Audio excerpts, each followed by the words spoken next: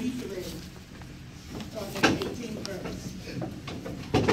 Behold, the eye of the Lord is upon them that fear him, upon them that hope in his mercy, to deliver their soul from death, and to keep them alive and fast.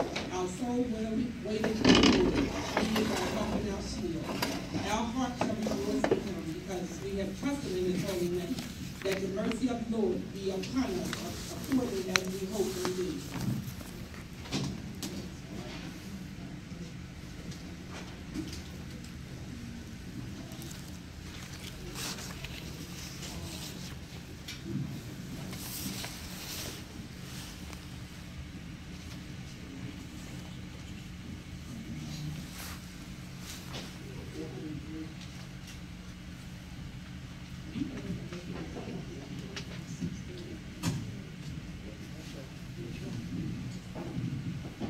New Testament, I will be reading from John 14. Let not your heart be troubled. Ye believe in God, believe also in me. In my Father's house are many mansions. If it were not so, I wouldn't have told you. I go there to prepare a place for you. And if I go, I will come again and receive you upon myself, that where I am, there ye may be also. And whither I go, you know in the way you do. And let's be reading of God's word. Amen. Amen. Let us take those scriptures and hold on to them. I'm also reminded of Ecclesiastes chapter 3, verse 1 through 8. For everything there is a season under the sun. Amen. And today we're here to celebrate. You know, we've had our time of crying and everything like that, but we are to celebrate his life. Amen. Amen. So next we will have our prayer of comfort by Evangelist Chandra Miller. Amen. Amen.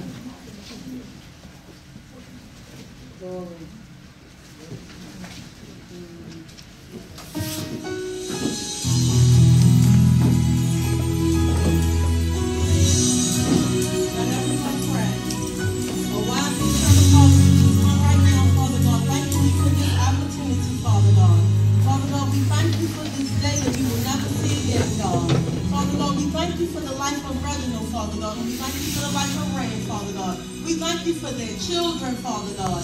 Father God, and I ask right now that you be with them in comfort and be with the family and friends, Father God. In the name of Jesus, we pray. Amen. Amen.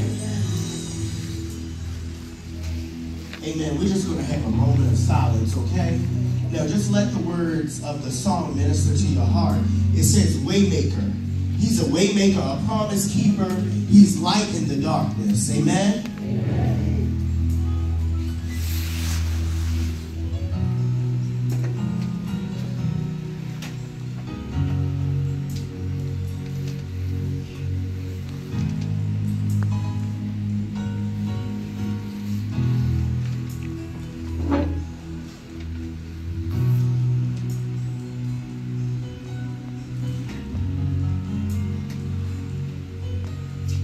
Amen.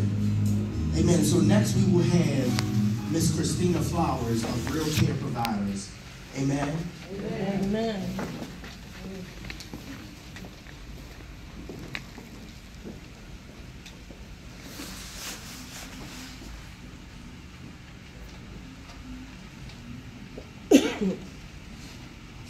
In honor to God, I heard it was a celebration in here today. So we're going to give God some praise first every time I speak. So I just want to, I'm really overwhelmed a little bit because I had a chance to really see another side of Mr. Reggie that I have never seen. My name is Christina Flowers, minister in training, and I am a homeless advocate in Baltimore City. Been a homeless advocate since March the 7th, 2013.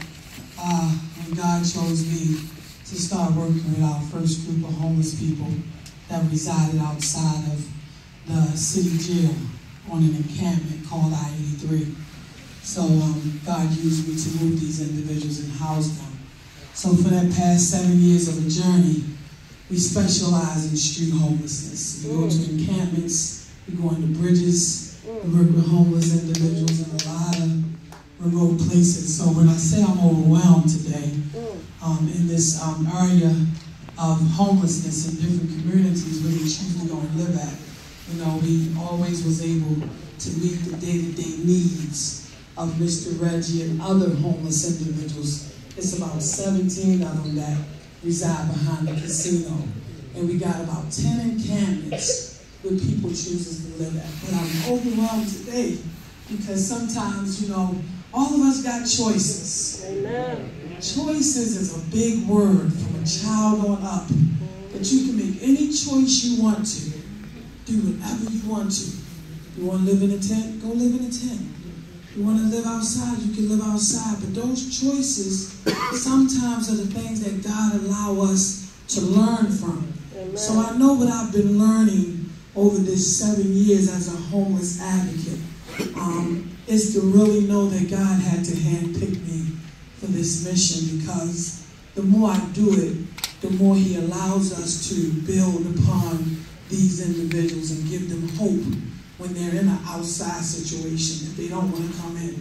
You know, sometimes we can be really misguided when people say shelters. You know, if you've never been inside of a shelter, you may never want to encourage no one to go inside of one.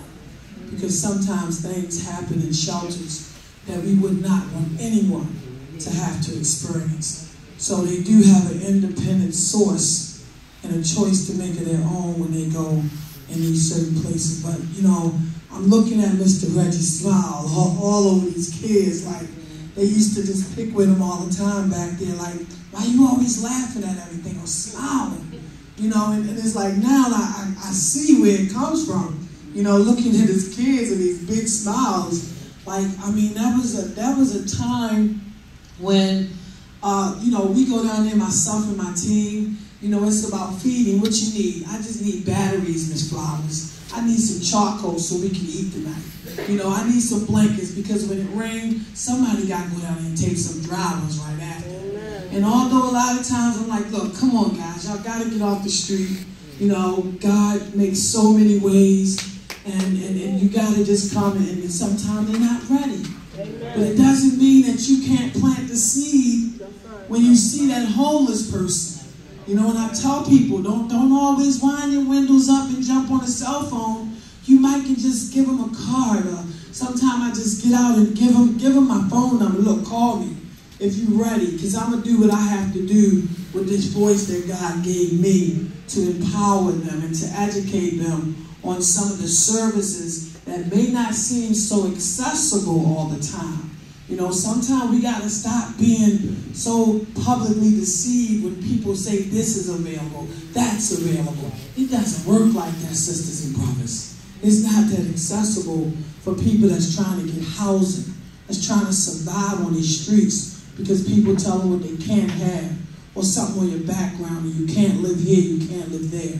So we got to continue to develop and build it. I'm grateful today that God has allowed us. I operate a 12-unit apartment building in West Baltimore, and ain't nothing on that building that's called state of government. That's me and God's building. I can work whatever I want to do.